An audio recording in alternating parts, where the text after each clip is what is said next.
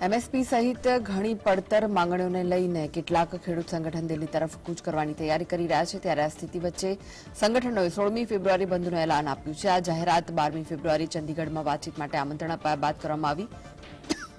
તમામ ખેડૂત સંગઠનોએ આ બંધમાં ભાગ લેવાનો નિર્ણય કર્યો છે। સંયુક્ત કિસાન મોરચા દ્વારા બંધનું એલાન આપવામાં આવ્યું છે। ખાસ વાત એ છે કે ખેડૂતોના આ બંધના એલાનને મજૂર સંગઠનોએ પણ સમર્થન આપ્યું છે। ખેડૂતોનું કહેવું છે કે બંધ દરમિયાન તમામ હાઈવે 4 કલાક માટે બ્લોક કરવામાં આવશે। ખેડૂતોની મુખ્ય માંગણીઓમાં પાક પર લઘુત્તમ ટેકાના ભાવની ગેરંટી અને લોન માફી જેવા મુદ્દાઓનો સમાવેશ થાય છે। જો કે કેન્દ્ર સરકાર 12મી ફેબ્રુઆરી ખેડૂતોની માંગણીઓ અને તેમના મુદ્દાઓને લઈને વાટાઘાટોનું આમંત્રણ આપ્યું છે, પરંતુ ખેડૂતો સમાધાનના મૂડમાં છે। સરકાર અને ખેડૂતો વચ્ચે વાતચીતનો એક રાઉન્ડ થઈ ચૂક્યો છે। કેન્દ્રીય કૃષિ મંત્રી અર્જુન મુંડા, ખાદ્ય અને નાગરિક પુરવઠા મંત્રી પિયુષ ગોયલ અને ગૃહ રાજ્યમંત્રી નિત્યાનંદ રાય સહિત 3 સભ્યોની કેન્દ્રીય ટીમ આ વાતચીતમાં ભાગ લેવા જઈ રહી છે। આ વાતચીત ચંદીગઢના Mahatma Gandhi state institute of public એડમિનિસ્ટ્રેશનમાં થવાની છે।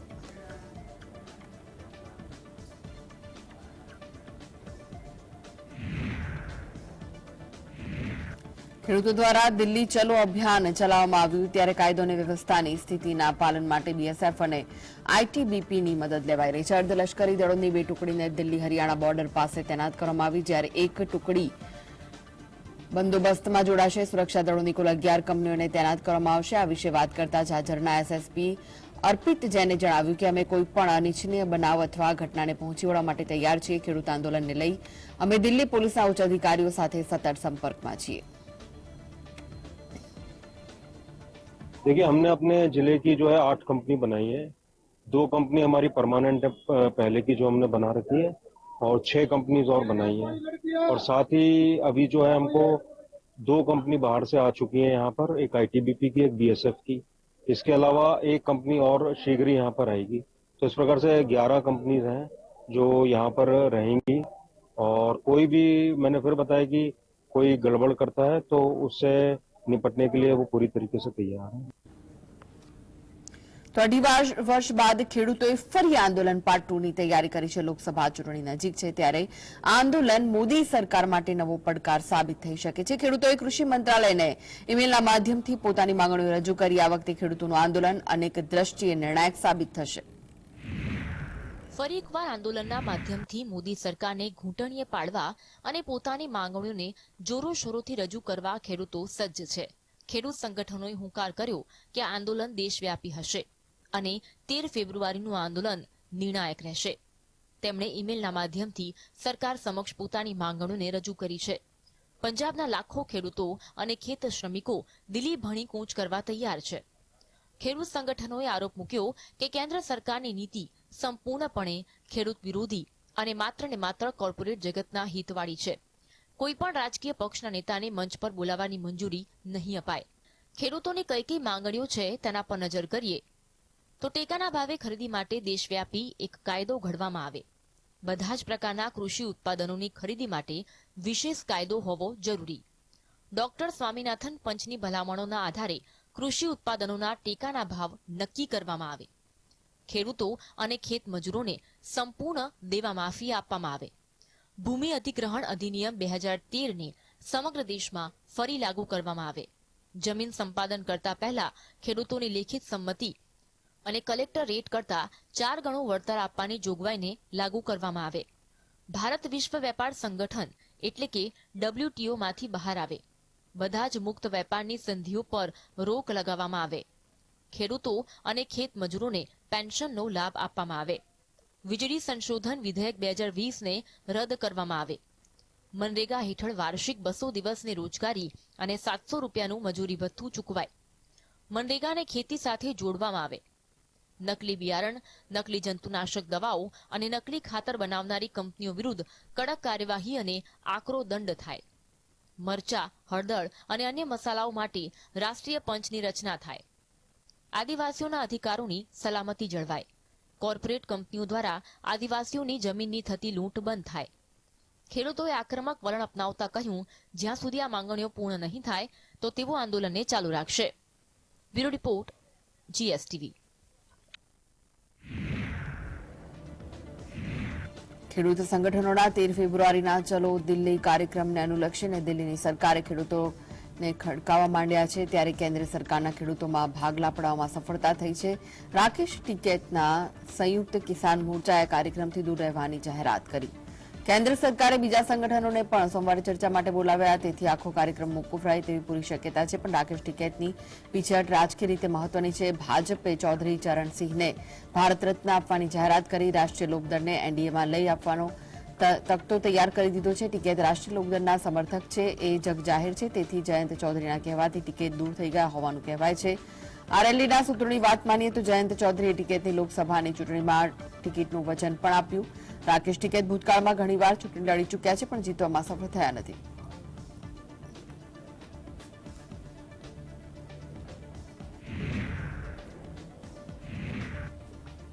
કોંગ્રેસ અધ્યક્ષ મલ્લિકાર્જુન ખડગેએ જણાવ્યું કે પોતાની પડતર માંગણીઓને લઈને ખેડૂતોએ ફરીવાર દિલ્હી કૂચ કરવાની જાહેરાત કરી, ત્યારે કેન્દ્ર સરકારે સસ્પેન્ડ કરેલા 3 કૃષિ બિલ અંગે નોટિફિકેશન જાહેર કર્યું નથી. આ 3 બિલને રદ અથવા સસ્પેન્ડ કરતું નોટિફિકેશન જાહેર કરાયું નથી. ખેડૂત સંગઠન તેમની માંગણીઓને લઈને વિરોધ કરી રહી છે અને તેમને કોંગ્રેસ પાર્ટી સમર્થન આપશે. જો વર્તમાન સરકાર આ 3 કૃષિ બિલને રદ નહીં કરે તો અમે વર્ષ 2024માં અમારી સંભવિત સરકાર બનશે તો તેમને રદ કરીશું.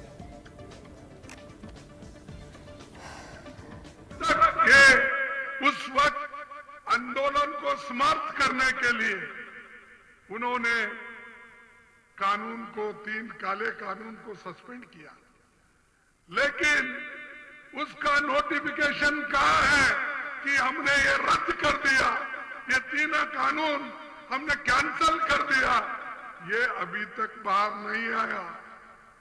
ये मोदी की चाल है और वो आंदोलन कर रहे हैं. उनके आंदोलन के साथ सारे कांग्रेस पार्टी के लोग जुड़े रहेंगे.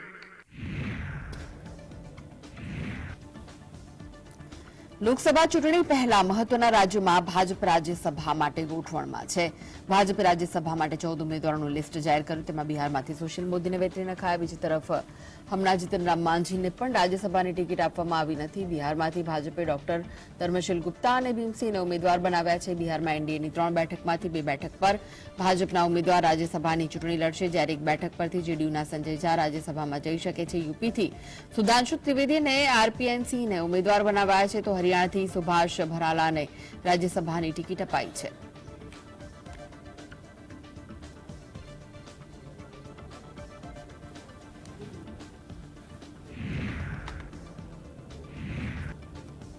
તો કોંગ્રેસની ભારત જોડો ન્યાય યાત્રા છત્તીસગઢના જાંજગીર ચાંપા પહોંચી, ત્યારે લોકોને સંબોધન દરમિયાન રાહુલ ગાંધીએ જણાવ્યું કે નફરતને માત્ર મોહબ્બત જ સમાપ્ત કરી શકે છે. નફરતને દૂર કરવા માટે અમે મોહબ્બતની દુકાન ખોલવાનું નક્કી કર્યું છે.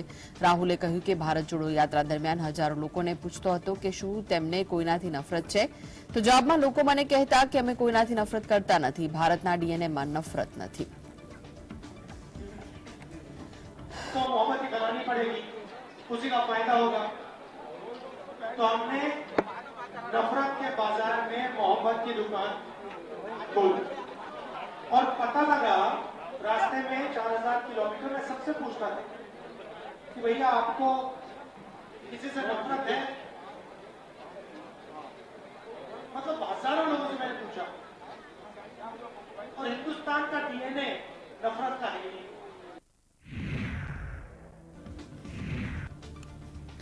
કોંગ્રેસ પાર્ટીએ પક્ષ વિરોધી પ્રવૃત્તિઓના કારણે આચાર્ય પ્રમોદ કૃષ્ણમને પોતાના રાજકીય પક્ષમાંથી હાંકી કાઢ્યા. પ્રમોદ કૃષ્ણમે ભારતીય જનતા પાર્ટીના નેતાઓ સાથેની નિકટતા વચ્ચે 6 વર્ષ માટે પાર્ટીમાંથી હાંકી કાઢવામાં આવ્યા છે. કોંગ્રેસ પાર્ટીએ અયોધ્યામાં આયોજિત રામલલ્લાના પ્રાણ પ્રતિષ્ઠા કાર્યક્રમમાં ભાગ લીધો ન હોવાથી આચાર્ય પ્રમોદ કૃષ્ણ કોંગ્રેસ પાર્ટી વિરુદ્ધ સતત અવાજ ઉઠાવી રહ્યા હતા. કોંગ્રેસના મહાસચિવ કેસી વેણુગોપાલ તરફથી જણાવવામાં આવ્યું કે અનુશાસનહીનતાની ફરિયાદો અને પાર્ટી વિરુદ્ધ વારંવારના નિવેદનોને ધ્યાનમાં રાખીને કોંગ્રેસ અધ્યક્ષ મલ્લિકાર્જુન ખડગે આચાર્ય પ્રમોદ કૃષ્ણમને તાત્કાલિક અસરથી 6 વર્ષ માટે પાર્ટીમાંથી હાંકી કાઢ્યા. આ વિશે પ્રતિક્રિયા આપતા આચાર્ય પ્રમોદ કૃષ્ણમે કહ્યું કે મને પક્ષમાંથી હાંકી કાઢવા માટે હું કોંગ્રેસનો આભાર માનું છું. મેં કોંગ્રેસમાં રહીને કયા પ્રકારની પક્ષ વિરોધી પ્રવૃત્તિ કરી છે એ વિશે કોંગ્રેસ અધ્યક્ષ મલ્લિકાર્જુન ખડગે અને કેસી વેણુગોપાલ માહિતી આપે. पार्टी विरोधी गतिविधियों के कारण आचार्य प्रमोद कृष्णम जी को 6 साल के लिए कांग्रेस पार्टी से निष्कासित किया जाता है. तो सबसे पहले तो मैं कांग्रेस पार्टी के नेतृत्व का आभार व्यक्त करता हूं कि उन्होंने मुझे कांग्रेस से मुक्ति देने का फरमान जारी किया। तो वेणुगोपाल जी या आदरणीय खड़गे जी कृपया ये बताएं कि ऐसी कौन सी गतिविधियां हैं जो पार्टी के विरोध में थीं और उन्हें कब पता चला। તો અયોધ્યાના રામ મંદિરમાં સ્થાપિત રામલલ્લાની મૂર્તિ ખૂબ જ મનમોહક છે. ભગવાનની હસતામુખ સાથેની આ પ્રતિમા દર્શન કરનાર ભક્તોને ધન્યતાનો અનુભવ કરાવી રહી છે. કર્ણાટકના શિલ્પકાર અરુણ યોગીરાજે આ મૂર્તિ બનાવી. તેમણે નિર્માણ કાર્ય દરમિયાન ચમત્કારિક અનુભવોને સોશિયલ મીડિયામાં શેર કર્યા છે. કર્ણાટકના મૂર્તિકાર અરુણ યોગીરાજ ભગવાન રામની અદભુત પ્રતિમાના રચયિતા છે. આટલી સુંદર પ્રતિમાનું નિર્માણ કેવી રીતે થયું તે અંગે યોગીરાજે ખુલાસા કર્યા છે. તેમણે સોશિયલ મીડિયા પ્લેટફોર્મ પર ચાંદીની હથોડી અને સોનાના ટાંકણાની તસવીર શેર કરી છે. યોગીરાજે કહ્યું કે તેણે આ હથોડી અને ટાંકણાથી રામલલ્લાના નેત્રો બનાવ્યા હતા. પોસ્ટના કેપ્શનમાં અરુણ યોગીરાજે લખ્યું, આ ચાંદીની હથોડી અને સોનાના ટાંકણાનો ઉપયોગ કરીને મેં રામલલ્લાની દિવ્ય આંખો બનાવી હતી. વિચાર્યું કે હું તેને દરેક સાથે શેર કરીશ. જ્યારે યોગીરાજને રામલલ્લાની પ્રતિમા બનાવવાનું કામ મળ્યું ત્યારે તેમણે બાળકોના 2000થી વધુ ફોટા જોયા હતા. મહિનાઓ સુધી બાળકોનું નિરીક્ષણ કર્યું. તેમની નિર્દોષતા જોવા માટે શાળા સમર કેમ્પ પાર્કમાં જવાનું શરૂ કર્યું. ઘણા કલાકો સુધી બાળકોને ત્યાં રમતા જોતા હતા. અરુણ યોગીરાજે ધ્યાન રાખ્યું કે બધું જ શિલ્પશાસ્ત્ર મુજબ હોય. આ ઉપરાંત રામલલ્લાની મૂર્તિની રચના આસપાસની ડિઝાઇન સાથે મેળ ખાતી હોવી જોઈએ અને રચના અલગ હોવી જોઈએ. લોકોને મૂર્તિમાં ભગવાન દેખાવા જોઈએ.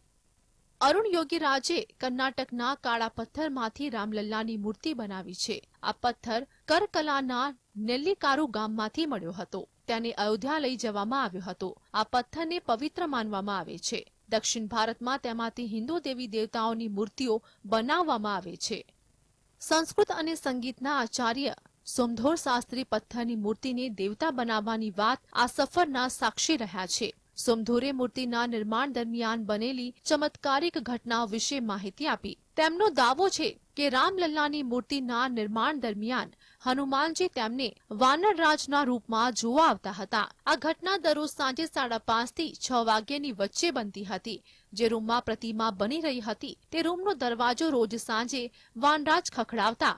તેઓ થોડી વાર માટે રૂમના દરવાજે ઊભા કરી દર્શન કરી ચાલ્યા જતા. 23 જાન્યુઆરીએ જ્યારે રામલલ્લાનો અભિષેક કરવામાં આવ્યો હતો અને રામ ભક્તો માટે મંદિર ખોલવામાં આવ્યું હતું તે દિવસે પણ હનુમાનજી રામલલ્લાના દર્શન કરવા માટે વાનરરાજના રૂપમાં ગર્ભગૃહમાં આવ્યા હતા.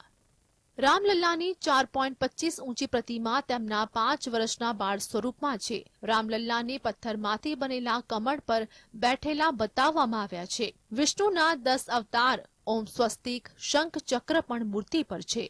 Bureau report GSTV.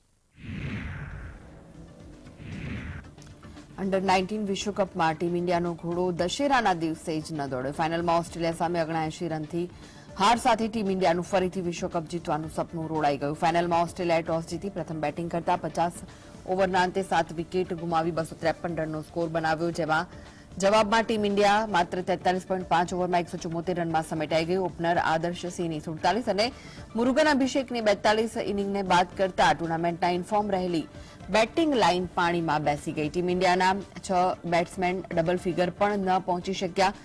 ઓસ્ટ્રેલિયા તરફથી માત્ર 15 રન આપી 3 વિકેટના સ્પેલ સાથે માહલી બેડમેન પ્લેયર ઓફ ધ મેચ રહ્યો.